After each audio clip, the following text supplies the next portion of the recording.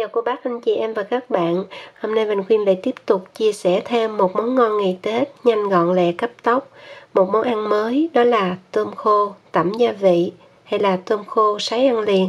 Món này mình có thể làm cho gia đình thưởng thức trong những ngày Tết, hoặc là để đẩy khách đó, rất là tiện luôn. Món này ăn có vị mặn mặn nè, ngọt ngọt, cay cay. Món này ngày xưa má mình vào những dịp Tết hay phơi nắng. Tuy nhiên ở đây mình có nồi chiên không dầu thì chị em mình lấy ra và sấy. Bây giờ mình cùng bắt đầu nha. Đây là tôm. Mình mua loại nào cũng được. Gói này là 600g. Khối lượng tịnh của nó là 540g. Sau khi mình mua về từ chợ, cái mình chạy về nhà, nãy giờ mình để khoảng 20 phút thì tôm bắt đầu nó hơi hơi một chút xíu mềm ra. Chị em và các bạn đừng để nó tan đá quá là bị hư á. Cái tôm này nó có cái vỏ mỏng, tức là tổng cộng ở đây là 1,5 kg.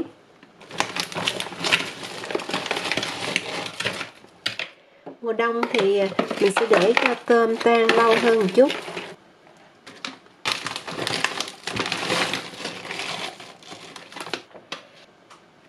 Lưu ý là mình sẽ rửa bằng nước lạnh. Nước lạnh từ vòi mình xả vô xong. Rồi sau đó mình sẽ rửa qua khoảng 2 lần nước. Thế là mình đổ ra xong, mình chén nước vô, mình đổ ra xong, chén nước vô nha. Mình xả nước lạnh vô, ngập mặt tôm. Mình sẽ cho vào đây là 2 muỗng canh muối, tức là muối ăn bình thường. Mỗi muỗng 20g. 2 muỗng là khoảng 40g muối. Khoảng 3 muỗng canh đường là 50g. Mình sẽ cho muối với đường để khử mùi tanh của tôm, đồng thời làm cho tôm có vị. Rồi sau đó mình ngâm cái này trong khoảng 10 phút. Sau 10 phút ngâm tôm, mình sẽ đổ ra và rửa qua một lần nước.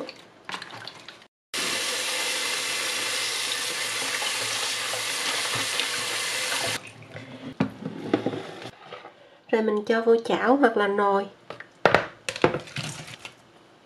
Bây giờ mình để lửa lớn luôn và liên tục đảo cho tôm chín. Cái con tôm này nó bằng khoảng ngón tay trỏ của mình đó. Chị em và các bạn đừng luộc nha, mình chỉ đảo như vậy nè. Thứ nhất là nó nhanh chín, thứ hai nữa là tôm không bị mất chất ngọt, và thứ ba nữa là tôm khi mình sấy nó nhanh khô.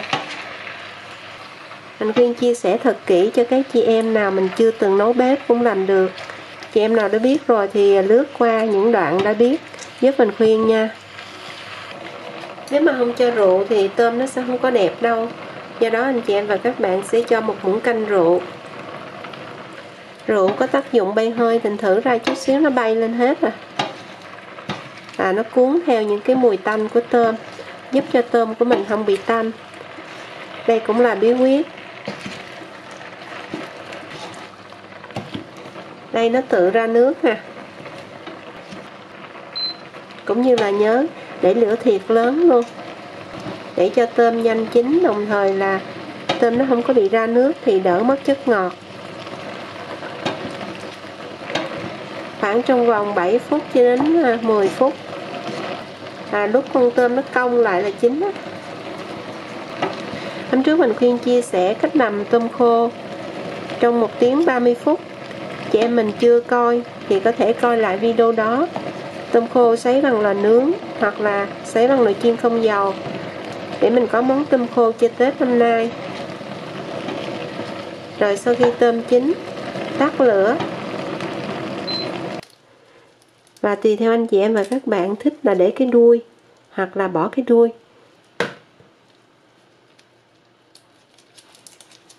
Tôm này dễ lột lắm, bởi vì nó sạch hết trơn rồi.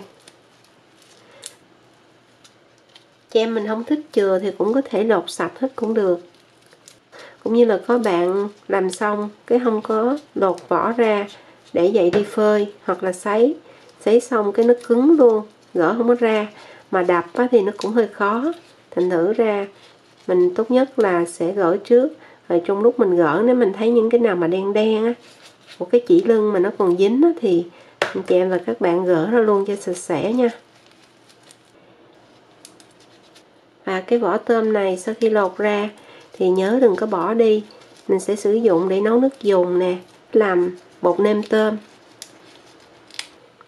Tôm sau khi lột xong, ở đây mình có 2 loại ớt, ớt bột Hàn Quốc xay nhuyễn và ớt Việt Nam cũng xay nhuyễn luôn. Ớt Hàn Quốc có nhiều loại lắm, cái loại này là loại cay the the thôi. Thành thử ra mình mới xay thêm cái ớt khô của Việt Nam nữa. 1 muỗng cà phê bột nêm gà, 2 muỗng cà phê bột ớt. Cái bột ớt này là bột ớt cay. 2 muỗng cà phê bột ớt Hàn Quốc, 2/3 muỗng cà phê đường, 1/4 muỗng cà phê bột ngọt, 1/4 muỗng cà phê muối. Đây là ớt sa tế xả tuệ ớt hôm trước mình đã làm. Mình lấy khoảng 2 muỗng cà phê hoặc là như vậy. Mình sẽ cho hết gia vị vào luôn. Sau đó xóc đều. Do là trong sa tế có xả tỏi, ớt, hành rồi, thành thử ra mình không có cho nữa.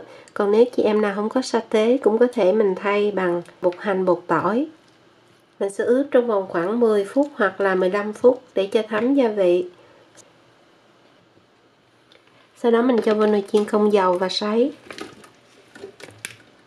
Cũng có thể sấy lò nướng được luôn. Tuy nhiên khi mình sấy lò nướng thì hơn 10 độ C. Bởi vì cái nồi chiên không dầu nó có quạt đó. Hôm nay mình sấy hơi nhiều, thành thử ra mình phải xóc 30 phút một lần. Và đây là sau khi tôm mình sấy 1 tiếng. Lúc nãy mình đảo một lần rồi đó. Và lúc này thì mình sẽ đổ ra và cho thêm gia vị. Đây là mật ong. Mình sẽ lấy một muỗng khoảng 12 ml hoặc là mạch nha. Chị em nào ăn mặn thì cho nhiều hơn. Mình cho một chút xíu nước mắm cho thơm thôi. Tức là khoảng 1/2 muỗng cà phê. 1 muỗng canh nước nóng để cho nó chảy ra. Rồi mình quậy lại. Mình cho ra hết ở đây. Sau đó mình xóc đều lên. Cái tô này nhỏ quá. Trộn cho đều. Mình cứ sấy rồi mình kiểm tra. Nếu mà thích ăn cứng thì sấy lâu. Trời, cái này nó ngon lắm á. Ngọt ngọt mặn mặn. Ăn gì cũng ngon luôn à.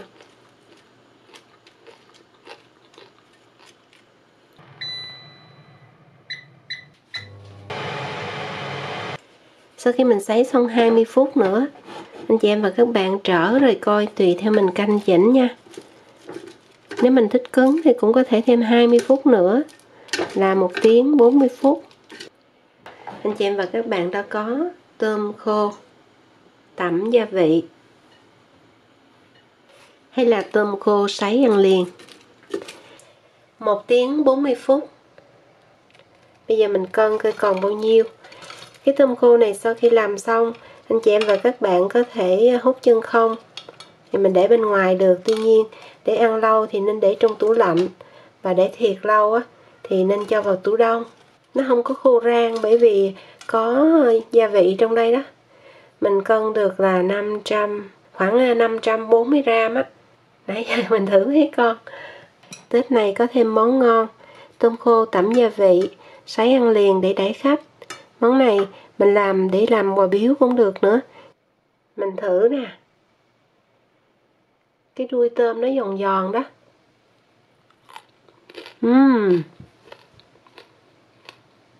Thịt tôm dai dai và có vị mặn mặn, ngọt ngọt và cay cay. Và mình khuyên chúc toàn thể cô bác anh chị em và các bạn Tết này có nhiều món ngon và đón một cái Tết sum vầy đầm ấm bên người thân, gia đình, họ hàng. Bây giờ thì xin chào tạm biệt, hẹn gặp lại ở video kỳ tới.